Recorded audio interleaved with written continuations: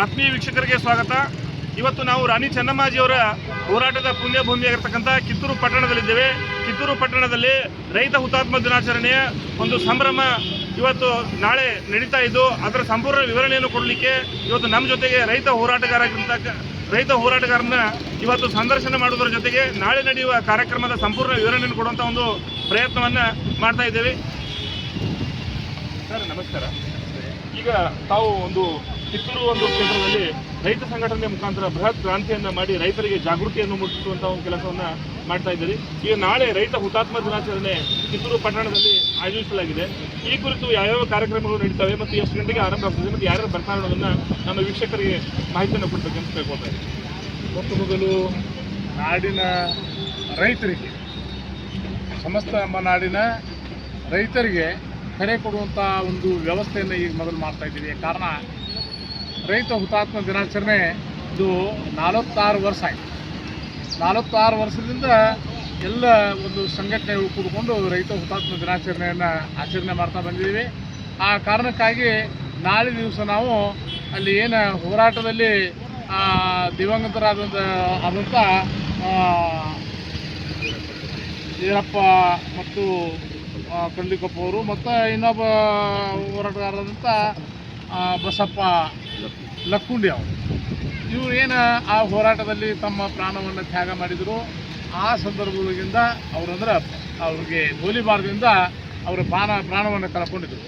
ಆ ನಿಟ್ಟಿನೊಳಗೆ ಅವತ್ತಿನಿಂದ ಇವತ್ತಿನವರೆಗೂ ಸಹಿತ 46 ವರ್ಷಗಳಿಂದ ಎಲ್ಲ ರೈತ ಸಂಘಟನೆಗಳು ಒಂದು ಹೋರಾಟ ಮಾಡ್ತಾ ಒಂದು ಹುತಾತ್ಮ ದಿನಾಚರಣೆ ಜುಲೈ 21ನೇ ತಾರೀಕು ಒಂದು ರೈತ ಹುತಾತ್ಮ ದಿನಾಚರಣೆಯನ್ನು ಆಚರಣೆ ಮಾಡುವಂಥ ಒಂದು ಸಂದರ್ಭ. ಈ ಸಂದರ್ಭದಲ್ಲೇ ಮೊಟ್ಟ ಮೊದಲು ನಾವು ಎಲ್ಲ ರೈತರನ್ನು ಕರೆ ಕೊಟ್ಟು ಅದರ ಜೊತೆಯಾಗಿ ಏನು ಯಾವ ಜಿಲ್ಲೆಗಳಲ್ಲಿ, ರಾಜ್ಯದ ತುಂಬೆಲ್ಲ ಯಾವ ಜಿಲ್ಲೆಗಳಲ್ಲಿ ಮಳೆ ಆಗಿಲ್ಲ, ಆ ಮಳೆ ಆಗದಿದ್ದಂಥ ಜಿಲ್ಲೆಗಳನ್ನು ಮಳೆ ಪ್ರಮಾಣವನ್ನು, ಭೌತಿಕವಾದಂಥ ಒಂದು ಜಿಲ್ಲೆಗಳು ಅದಾವೆ, ಅದಕ್ಕೆ ಪ್ರತಿ ವರ್ಷದ ಮಳೆ ಪ್ರಮಾಣಕ್ಕಂತ ಈ ವರ್ಷದ ಮಳೆ ಪ್ರಮಾಣ ಯಾವ ರೀತಿಯಾಗಿ ಕಡಿಮೆ ಆಗಿದೆ ಮತ್ತು ಒಂದು ಸರ್ಕಾರದ ನಿಯಮದಲ್ಲಿ ಒಂದು ವಿಜ್ಞಾನಿಗಳು ಭಾಳಷ್ಟು ಕಂಡುಹಿಡಿದಂಥದ್ದು ಏನಂತಂದರೆ ಕಂಟಿನ್ಯೂ ಆಗಿ 3 ವಾರ ಅಥವಾ 4 ವಾರ ಮಳೆ ಆಗಲಿಲ್ಲ ಅಂತಂದರೆ ಆ ಒಂದು ನಾಡನ್ನು, ಒಂದು ತಾಲೂಕನ್ನು, ಒಂದು ಜಿಲ್ಲೆಯನ್ನು ಅದನ್ನು ಏನಂತಂದ್ರೆ ಬರಗಾಲ ಅಂತೇಳಿ ಸಾರಬೇಕು ಅನ್ನೋಂಥದ್ದು ಒಂದು ಸರ್ಕಾರದ ನಿಯಮದ. ಆ ನಿಯಮದೊಳಗೆ ಇಲ್ಲಿ ನಮಗೆ ಜೂನ್ ತಿಂಗಳೆಲ್ಲ ಮಳೆ ಆಗಿಲ್ಲ, ಈಗ ಜುಲೈದಲ್ಲಿ ಸ್ವಲ್ಪ ಮಳೆ ಆಗಿದ್ರೆ ನಮ್ಮದೆಲ್ಲ ಬರಗಾಲ ಅನ್ನುವಂಥದ್ದು ಪೂರ್ಣ ಬಿತ್ತರಿಸಿಬಿಟ್ಟದ, ರೈತರೆಲ್ಲ ಕಂಗಾಲಾಗಿದ್ದಾರೆ. ಅದಕ್ಕೆ ಈ ಮೂಲಕ ಸರ್ಕಾರಕ್ಕೆ ಎಚ್ಚರಿಕೆಯನ್ನು ಕೊಡ್ತೀವಿ. ಇದನ್ನು ಬರಗಾಲ, ರಾಜ್ಯದ ಎಲ್ಲ ಜಿಲ್ಲೆಗಳನ್ನು ಬರಗಾಲ ಅಂತ ಘೋಷಣೆ ಕೊಡಬೇಕು. ಅದರ ಜೊತೆಯಾಗಿ ರೈತರ ಸಾಲಗಳನ್ನು ಮನ್ನಾ ಮಾಡುವಂಥದ್ದು ಇರ್ಬೋದು. ಇವತ್ತು ಅಷ್ಟೇ ಅಲ್ಲದೆ ಭಾಳಷ್ಟು ರೈತರ ಶೋಷಣೆ ಒಳಗಾಗ್ತಾ ಇದ್ದಾರೆ. ಯಾಕಂತಂದ್ರೆ ಬೆಳೆದಂಥ ಬೆಳೆಗೆ ನಿಗದಿತವಾದಂಥ ಬೆಲೆ ಇಲ್ಲ. ಅಷ್ಟೇ ಅಲ್ಲದೆ ಕಬ್ಬಿಗೆ ಸುಮಾರು 5,000 ಕೊಟ್ಟರೂ ಸಹಿತ ಕಡಿಮೆನೇ ಈ ವರ್ಷ. ಆ ಒಂದು ನಿಟ್ಟಿನೊಳಗೆ ನಮ್ಮ ಒಂದು ಏನು ಎಲ್ಲ ಕರ್ನಾಟಕದಲ್ಲಿರುವಂಥ ಎಲ್ಲ ರೈತ ಸಂಘಟನೆಗಳು ಎಲ್ಲ ಕೂಡಿಕೊಂಡು ಈ ಒಂದು ಹೋರಾಟವನ್ನು ನಾವು ನಾಳಿನಿಂದ ಮಾಡಲಿಕ್ಕೆ ಪ್ರಾರಂಭ ಮಾಡಿದ್ದೀವಿ. ಅದು ಮೊಟ್ಟ ಮೊದಲಿಗೆ ಕಿತ್ತೂರು ನಾಡಿನಲ್ಲಿ ಈ ನಾಳೆಯ ದಿವಸ ನಾವು ಈ ಹೋರಾಟದ ಜೊತೆಯಾಗಿ ಒಂದು ಹುತಾತ್ಮ ದಿನಾಚರಣೆಯನ್ನು ಆಚರಣೆ ಮಾಡುವಂಥ ಕೆಲಸವನ್ನು ಮಾಡ್ತಾ ಇದ್ದೀವಿ.